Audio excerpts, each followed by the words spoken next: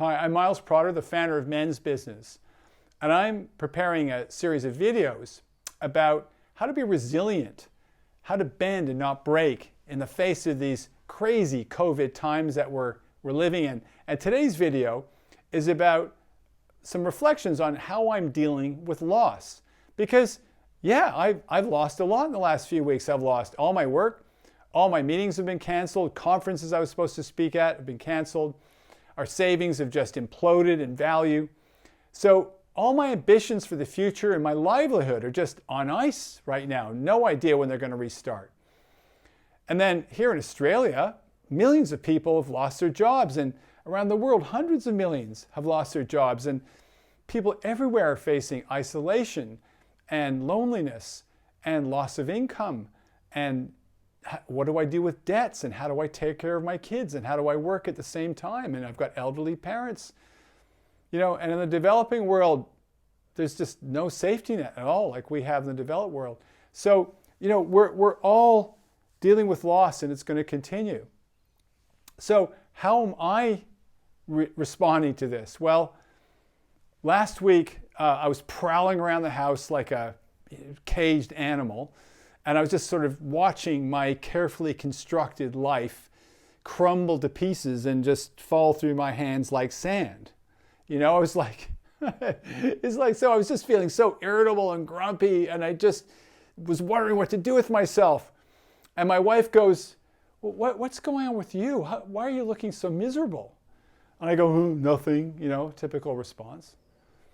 And she says, really? Come on.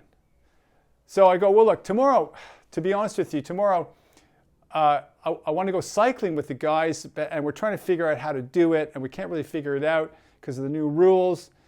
And then as I was saying it, I felt so stupid and so guilty. It's like, oh, here's this, wants to go cycling with his buddies. Like, that's the worst problem you have. And, compared to all the suffering that's everywhere, how dare I even complain? And, my wife said, darling, you're not going cycling tomorrow. It's not allowed. And I just must have looked really crestfallen, and because she then goes, so how are you feeling about that? How are you feeling right now? Feeling?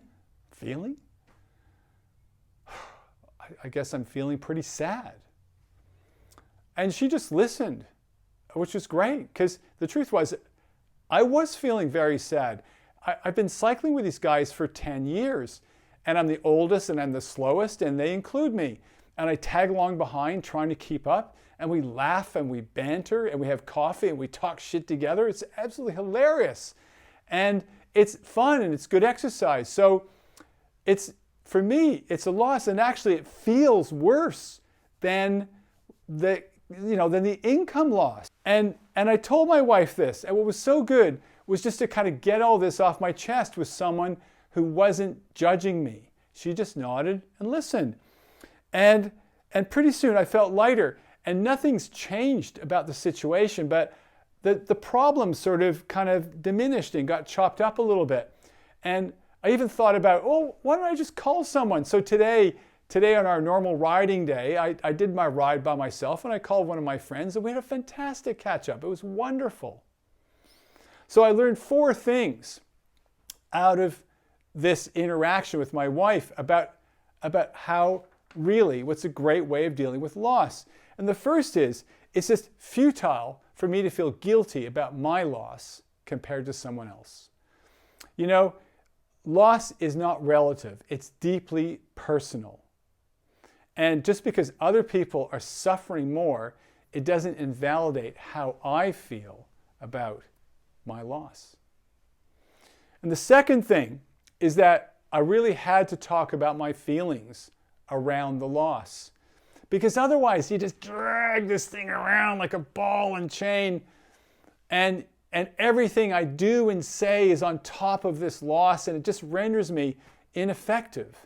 The third thing was that someone, my wife in my case, was listening without judgment.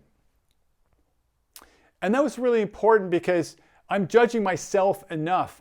I'm harsh enough on myself without her having to remind me of all the people who are really doing it tough. And it was just great to have that space. And fourthly, the loss is still there, but I feel lighter, and it's smaller and it's chopped up, and I was able to actually do something about it. So I hope this has been helpful for you in maybe thinking about your loss, because your loss is not trivial. Your loss is important to you. Your loss is something that you need to talk about. You need to talk about how you feel and find someone who will listen without judgment. And your burden will be lifted, and you'll have some ideas about what to do. So thanks for listening. And next time, I'm going to talk about how I'm dealing with living in confinement, because sure as hell, I'm going to be living in confinement for quite some time. See you next one. Contact me and look at our articles and blogs.